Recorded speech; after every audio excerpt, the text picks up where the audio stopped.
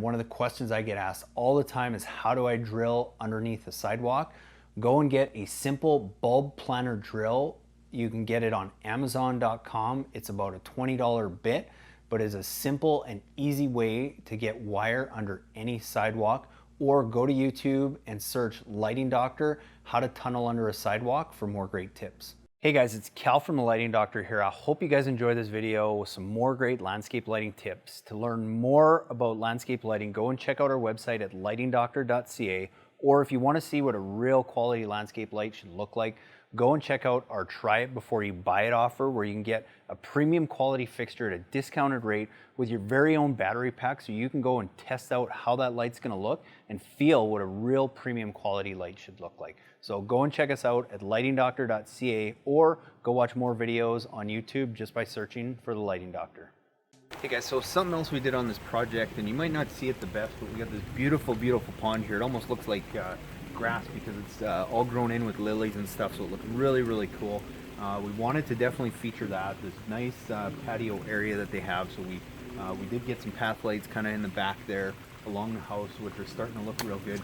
We've got one really, really nice feature tree here behind the pond, and that's directly where they're looking out from their kitchen table, so we wanted to make sure we highlight that. So we actually used two on that one, again, because it's a big wide tree. We wanted to get two angles and two lights to really catch as much of that canopy as possible, and that's our featured tree. So I would rather focus more lights on a featured tree like that than trying to put a whole bunch of lights around the whole area. Something else we did is with our path lights, because we wanted to cast some water down on that pond, we did put a couple of those in some kind of cool waterfall areas that are going to cast that light down on that pond, define the edges of the sitting area, and make this look really good too. So some path lights, some simple up lights. Again, 2-3 kinds of lights we use all the time, but you can do so many different things with them. Our last use of uplights on this house is to uplight our tall columnar aspens, which you see all the time. The one thing I see most people do though is they'll try and light every single tree, and before you know it, you've got 17 lights in your backyard, and it's just, a lot of the times it's overkill and it's too much. You can always add more lights down the road, but what I recommend is starting with a few trees. So what we've done here is we've got about 8 or 9 of these tall trees in the back.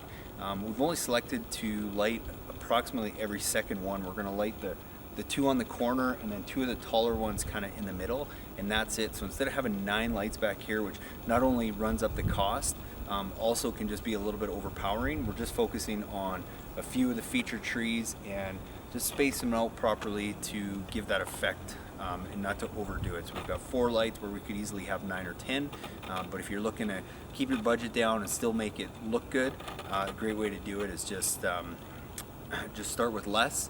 Again, you can always add more down the road. So I'll just share with you guys one little trick, something called a Hex Baffle.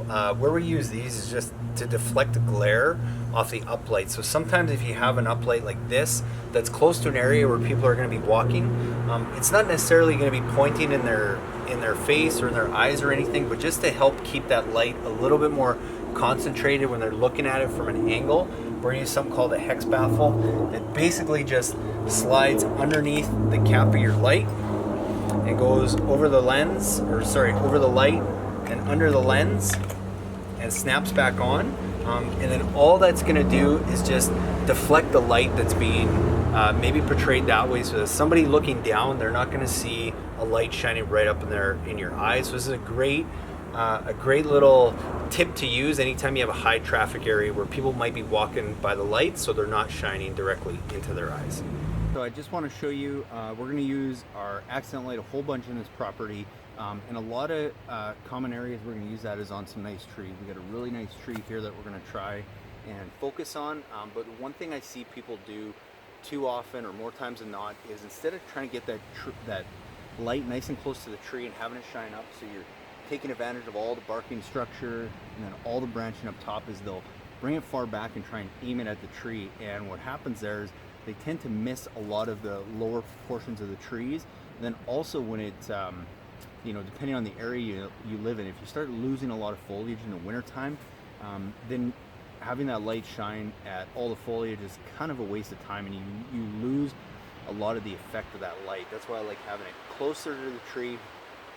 Here we're we're maybe 12, 14, 18 inches away from the base. We're gonna have it shooting almost straight up because I wanna highlight all this trunking and branching structure as possible, as well as now we're getting that light up into the foliage and into the canopy. So again, with our standard RS uplight from FX Luminaire, there's lots of other good ones out there. I like this guy because it's a real workhorse, and that's what we're going to use on this project.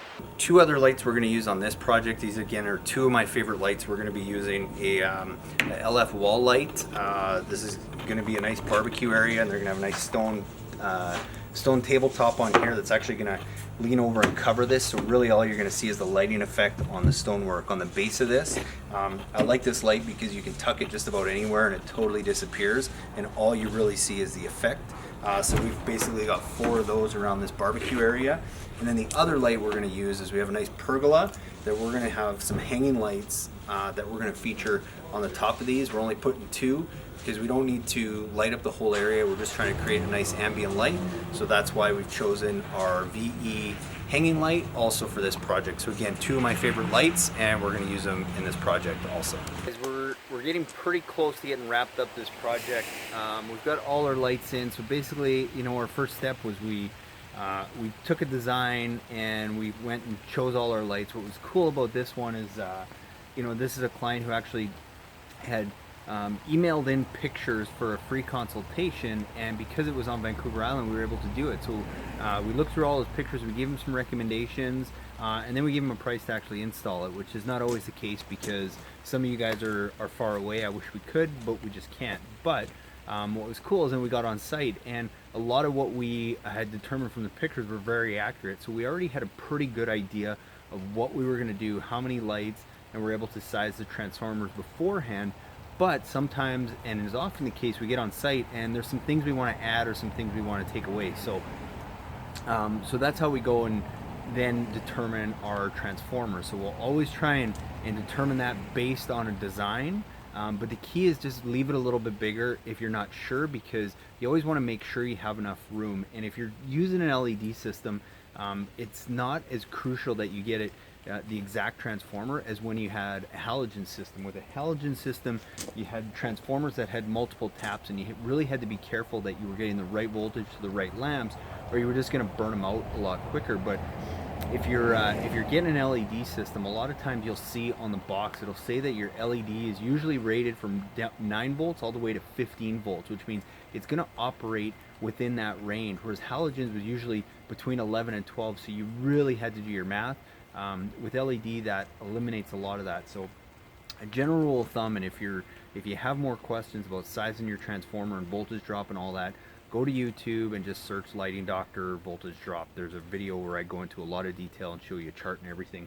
But general rule of thumb, on 300 feet of wire, you can put up to 100 watts and not really have any voltage drop issues, as long as you're using a larger transformer like this that has a 15 volt tap, which means you're starting at 15 volts and all the way down the line you might get down to 10 volts, but that's still going to run that light, and it's still going to be as bright as it should because that bulb is rated from 9 to 15 volts. Again, assuming it's a good one.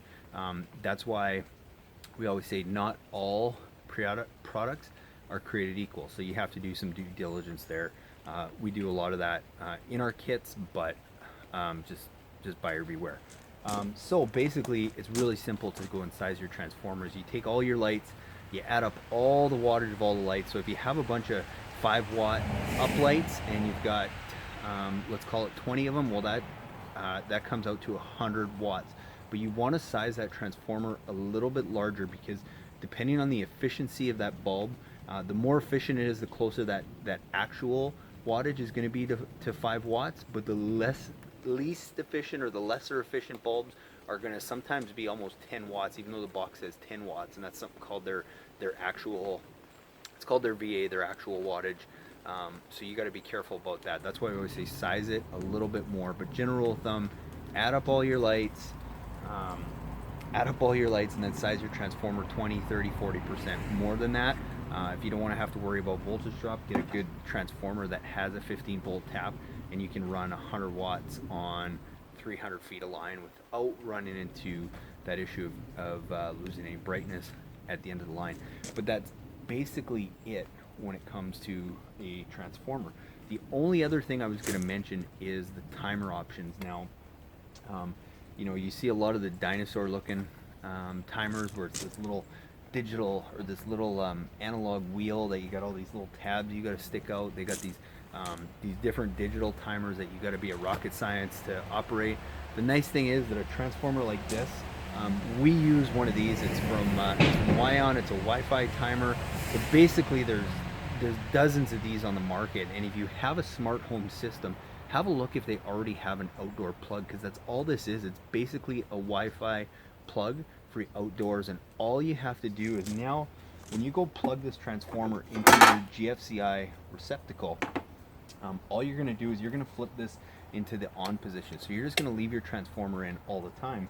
But this little thing here, where usually you would have a photocell, which again I highly recommend against, because photocells just fail all the time. You have to have your transformer in the right position, because if it's in a dark shaded position, your lights are going to be on all the time. So all those kinds of things. But to get back to it, basically where it says to plug in your timer or your photocell or whatever, all you have to do is unplug that, plug in your Wi-Fi plug, whether that be this one or whether that be one based on the smart home system you have. Go and plug it into there, and then you plug this guy into your plug-in, and then you just close that up, leave it in the on position, and then you can go and operate everything from your Wi-Fi plug. And usually most of these, you don't need a hub anymore. They have their own app, so you can just go download it, and it usually walks you through how to do that in 2 or 3 steps, and all of a sudden now you have a Wi-Fi landscape lighting system, but you haven't paid tons and tons of money for it. Another thing that we do a lot of times, because I get asked all the time, well, in my front yard, my backyard, I want to be able to zone them different so I can turn them on at different times, kind of like a sprinkler system. There is some really good systems that are out there that do that. They tend to be quite costly. They're great systems, but it depends on your budget. If you don't want to do that and spend that kind of money on a system, just go and use a separate transformer. You know, in this case, on this project, that's what we're doing. We've got one of these for the backyard and one for the front. Luckily, because we have this timer, we can run both those controllers on the exact same app and set them up with totally different schedules, which is what's cool about going and adding something like this to your transformers. And it doesn't have to be this one. It can be basically any outdoor Wi-Fi plug that you go plug into here is going to work. So make your life a lot easier. Turn your transformer into a Wi-Fi system, go and size it properly, be safe, build it, select it larger in case you want to add on down the road too. So hopefully that helps answer your transformer questions. But like I said, if you need more definition on voltage drop and stuff, go to YouTube and search voltage drop lighting doctor, and I guarantee you'll find something. This is the DBRY waterproof landscape lighting connectors. These are great for long-lasting low voltage landscape lighting connections. Each one of these tubes is gel filled to help keep the water out, as well as it's got a snapping mechanism to keep your wires from pulling apart, which ensures that you're going to have long-lasting connections for all your low voltage landscape lighting. One of the questions I get asked all the time is, how do I drill underneath the sidewalk? Go and get a simple bulb planner drill. You can get it on Amazon.com. It's about a $20 bit, but is a simple and easy way to get wire under any sidewalk. Or go to YouTube and search Lighting Doctor, how to tunnel under a sidewalk, for more great tips. I want to show you one of the probably the most important tools that you can get for burying your landscape lighting wire is just a simple flat spaded shovel for making sure you get that wire nice and deep in the ground. So one of the things I get asked is how to bury the wire. In a mulch area like this, what I like to do is just, just with a flat shovel or a rake, is just move the mulch or whatever you have back from wherever you want to lay that wire. And then I just go around with a flat-ended spade and basically just make a cut and just loosen that dirt up. And give it a good place for the wire to sit. And then afterwards, a tool like this is going to be your best friend. You can find this in any garden section. I don't even know what it's called. A flat-ended screwdriver will work well too. The reason I like this is because it's got the two little prongs that you can that helps just push the wire down. And then after I just go and I start pushing that wire down into the dirt, get it nice and deep.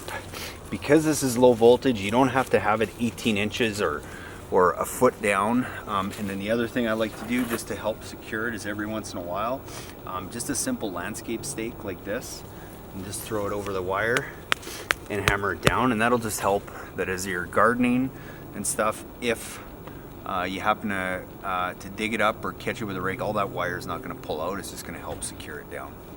So I will give you guys one last quick tip for your landscape lighting system. If you want to make it a smart system and a Wi-Fi system and easier to operate, you can go get something like this. It's a Wion outdoor Wi-Fi outlet. There's lots of smart outlets out there. I just like this one because it's designed to go outside. It's super easy to use. It's compatible with Amazon Alexa. And basically all you need to do is take it out of the box, plug it into your GFCI receptacle, plug your transformer into this, and then put your transformer in the on position, and then just let this do all the programming for you. It's nice because you can still have it work with dawn to dusk, and as well as it's got about 7 or 8 different programming options, so it just makes your system super easy to use. Plus you can operate it from anywhere in the world because it is Wi-Fi and cloud based. So it's just a simple way to make your system a smart Wi-Fi system. Hey guys, thanks so much for watching. I hope you guys got some great do-it-yourself landscape lighting tips. Now, please be sure to go to our website at lightingdoctor.ca and check out our how-to page. It's full of great resources, from our podcast to our video to our most frequently asked questions. And also check out our Try It Before You Buy It light, where you can actually go now and get one of our premium quality uplights and a King Innovation Insta-Light, which is basically a battery pack now that allows you to go and run those lights and test them out on your property. Try it for 14 days. If you don't love it, send it back to us and we'll give you a full refund. And if not, you keep the light at a discounted rate and go and buy what you need for your project. So thanks again for watching. Please be sure to leave us a comment. We'd love your feedback, and have a great day.